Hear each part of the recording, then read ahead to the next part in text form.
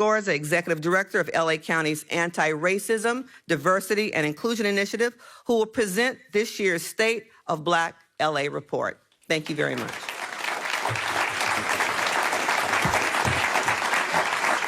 I did that so they pay attention to you. It's okay. Please give another round of applause to Supervisor Holly Mitchell. She's our incredible leader in the county, and without her, we would not be here. Good morning, everyone. You know, it's an incredible honor to stand before you as the Executive Director of Racial Equity for the Los Angeles County's Chief Executive Office, Anti-Racism, Diversity, and Inclusion Initiative, alongside the Los Angeles Urban League, many of you as community leaders, residents, and elected officials who are committed to a thriving Black Los Angeles County. Now, my office is tasked with advancing equality and preventing discrimination throughout the entire region, as well as producing the biennial State of Black Los Angeles County report. It's a 2023 report that goes over 2 years through 2025, and it's called Moving Forward in an Era of Regression. I'm here to speak with you about the report and what it means for the moment we're living in. Now, this report continues the county's commitment to addressing structural racism since the Board of Supervisors' 2020 Declaration of Racism as a Matter of Public Health. And today's conversations, the ones you'll hear on the panels and throughout the entire day, will highlight both the persistent harm facing Black Angelenos and a few bright spots. Although we're going to discuss data, I want us to be grounded in truth and transparency, because while statistics reveal patterns, it's really the meaning that we make of this moment to understand the conditions at the root of these findings. That will help us get a complete picture so that we can ask ourselves, why are we seeing regression? How do we eliminate the harm our systems continue to inflict upon our communities? And can we imagine and design differently so that all of our families can flourish? The harm economy. Let's start with the first question. Why are we seeing regression? America's systems are straining under the weight of inequality, misinformation, and fear. Our economy, and by extension our democracy, is breaking under extraction, exclusion, and division. Now, experts might call this moment a polycrisis, which is, one where we have overlapping emergencies that multiply each other. But around the nation, coalitions are opposed to racial and gender equity in schools, agency in workplaces, and they're rolling back decades of progress. But this isn't only a social crisis, it's a crisis of meaning and belonging. The widening wealth gap, which America has witnessed over the past 60 years, is a result of a massive transfer of wealth from the middle class to the wealthiest families, increasing wealth inequality. Look at that chart. According to the Urban Institute in 1963, the wealthiest families had 36 times the wealth of families in the middle class. But by 2022, they had 71 times the wealth of families in the middle class. Additionally, the rise of populism and the backlash against climate justice, gender equality, and DEI are all symptoms of the same disease, a system that measures value by accumulation instead of contribution. Fear becomes policy when we blame immigrants or DEI instead of fixing broken systems. Every single era of racial progress, and I want to emphasize this, every single era of racial progress in America has been followed by backlash. From Reconstruction to Jim Crow, civil rights to mass incarceration, Black Lives Matter to the renewed division we're experiencing now. Whenever racial progress is achieved, resentment rises to meet it. That grievance becomes policy, driving divestment and stripping stability from communities of color. And that regression is not just cultural, it's economic, folk. Because these coalitions weaponize grievance, they turn fear into anger, and they use division as a tool for control. Now, people are angry, and rightfully so. Because even if you have a job, some of us struggle to feed our families, to pay the mortgage or rent, to access affordable health care, and to care for our mamas because Social Security is not enough to survive. And I know it because I'm doing it right now. We were all told to go to school, work hard, play by the rules, and contribute to our community, and you'll be rewarded with stability, safety, and prosperity. But that promise, folk, has long been broken. And people are smart enough to see the system for what it is, an economic order built to extract from our pain. That's why I call what we're experiencing the harm economy. In Los Angeles, we see its fingerprints everywhere. From life expectancy to homelessness to education, the picture is mixed. Little progress with deepening inequities. Now, this 2023 through 2025 update illuminates the trends impacting the quality of life affecting Black residents over multiple years.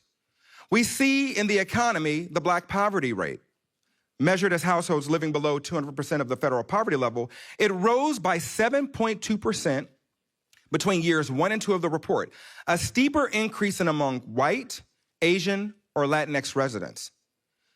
This represents 1/3 of all Black Angelenos. In the area of health, Black life expectancy, it decreased by 1.6 years from 74.8 to 73.2. During that same time period, we saw white residents decrease by 0.8 years, Asian residents decrease by 0.8 years, Latinx residents decreased by 2.1 years, and American Indian residents decreased by 3.6 years. Black residents also face the second highest death by suicide rate at 8.2 per 100,000, which is above the average for all racial and ethnic groups in LA County. In the area of immigration, which we'll be talking about today, Black immigrants make up 8% of the Black population in LA County, and of that, roughly 1% are undocumented. Black immigrants, like all Black people in the U.S., are disproportionately targeted by the criminal legal system and are overrepresented in arrests, detentions, and deportations, as you heard Supervisor Mitchell talk about. Now, these aren't abstract numbers. They reflect real harm and human beings experiencing pain. Now, I want to tell you a story. In 1963, while sitting in a Birmingham jail, Dr. King wrote a letter that continues to provide the moral clarity we need today. Now, he responded to his fellow Black clergymen. A lot of folk don't know that this letter from a Birmingham jail cell was to his fellow Black clergymen. And they wrote an appeal for law and order and common sense in dealing with racial problems in Alabama. They told him, hey, you gotta wait. You gotta be patient. You gotta let the system work itself out. Now, Dr. King, being the man he was, retorted, for years now, I have heard the word wait. It rings in the ear of every Negro with a piercing familiarity. This wait has almost always meant never. And that justice too long delayed is justice denied. He continued on by saying, injustice anywhere is a threat to justice everywhere. And he closed, he told us, he reminded us that we are caught in an inescapable network of mutuality, tied in a single garment of destiny. Whatever affects one directly affects us all indirectly. See, Dr. King understood what we are rediscovering now, that we cannot separate the well-being of one group from the well-being of another. Whether you're a Black family in South Los Angeles, a Latino worker in Boyle Heights, an Asian American small business owner in the San Gabriel Valley, or a white rural family in the Antelope Valley, you're feeling the same pressures. Rising food costs, stagnant wages, unaffordable housing, and the constant fear that one setback, one paycheck can erase everything you've worked hard for and sacrificed. And that's not to diminish the effects of the harm economy on Black communities. We're the bellwether in this story. We're the first to feel the full weight of the harm economy, and the harm that's inflicted upon the Black community often eventually reaches every other community. The harm economy is not a problem of racism alone. It is also a problem of design. The systems that got us here never truly worked for us all anyway. They were often built in the 1930s. It's time for an update, folk. We now have an opportunity to stitch back the garment of our shared destiny thread by thread, building new systems so that we all flourish. And that's the work that's before us now, to make belonging the design, not the exception. The belonging economy begins with a simple idea. Prosperity grows when value circulates, when every person and community has a stake in our collective success. Where the harm economy extracts, the belonging economy circulates. It measures success not by how much wealth we accumulate, but by how many people can build lives of dignity, purpose, and security. It measures prosperity by how well security, your time, and voice are shared, not by how much wealth pools at the top. A belonging economy replaces extraction with circulation and rests on 4 pillars that turn the moral vision that Dr. King laid out into material change. First, it rests on the need to have economic dignity, because every job should sustain a life, not just a living. I teach students at UCLA, And what I will tell you is that a lot of those young folk are worried about getting a job when they graduate. Many of your children are worried about getting a job when they graduate. Economic dignity means fair wages, portable benefits, and shared ownership models where workers have a real stake in the value they create. Second, collective security, because housing, health, and education aren't luxuries. They're the foundation of our freedom. That means stable homes, universal child care, and public health systems that keep families home, and the work the county is doing under Supervisor Mitchell's leadership, guaranteed basic income.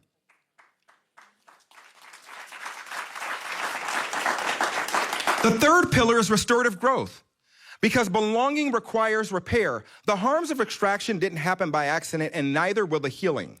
That means reinvesting in communities that have been left behind through community wealth zones, local enterprise, and reparation funds.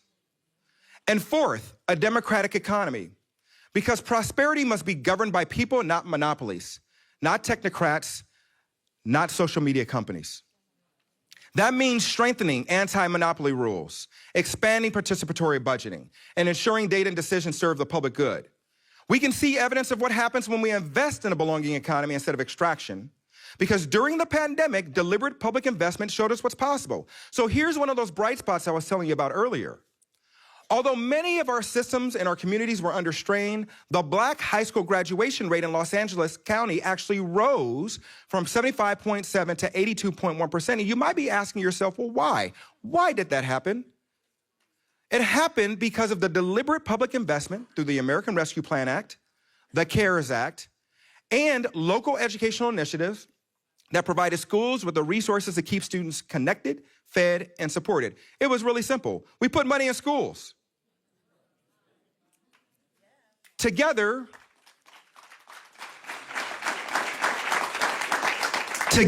these pillars form a blueprint for a different kind of economy.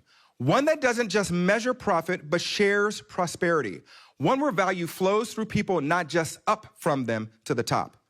We've seen glimpses of this through, as I mentioned earlier, guaranteed income pilots, land trust, and community investments that give families the breathing room to dream again and to pay their rent.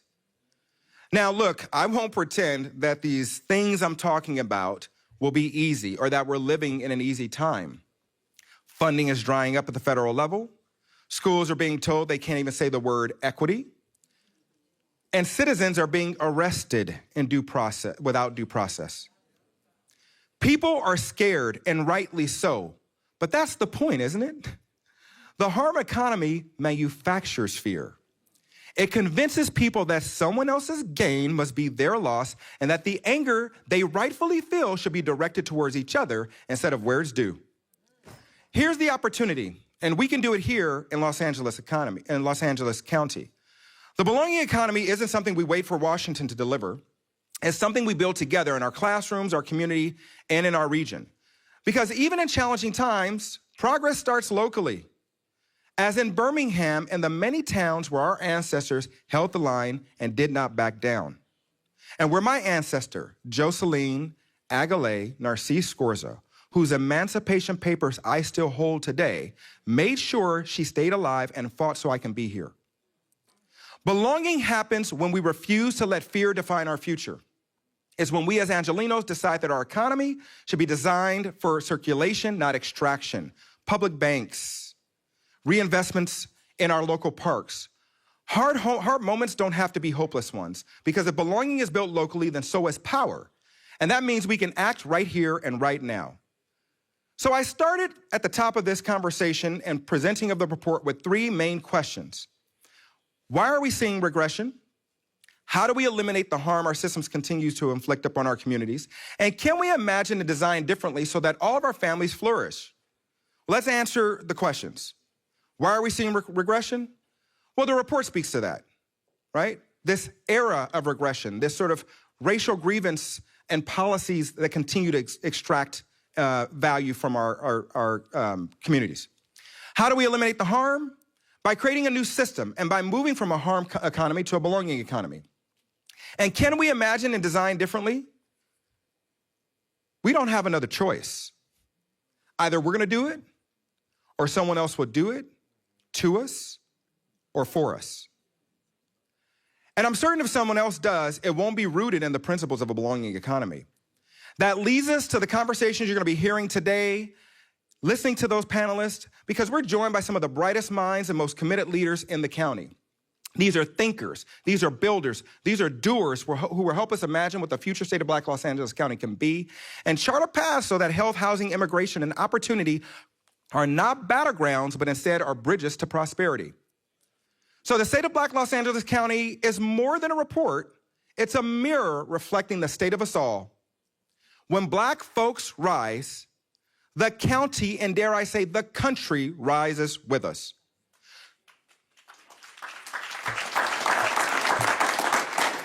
So as you listen today, access the report on the QR code on your screen, on your television, and in the room, in the physical copies you have, and hold one question in mind.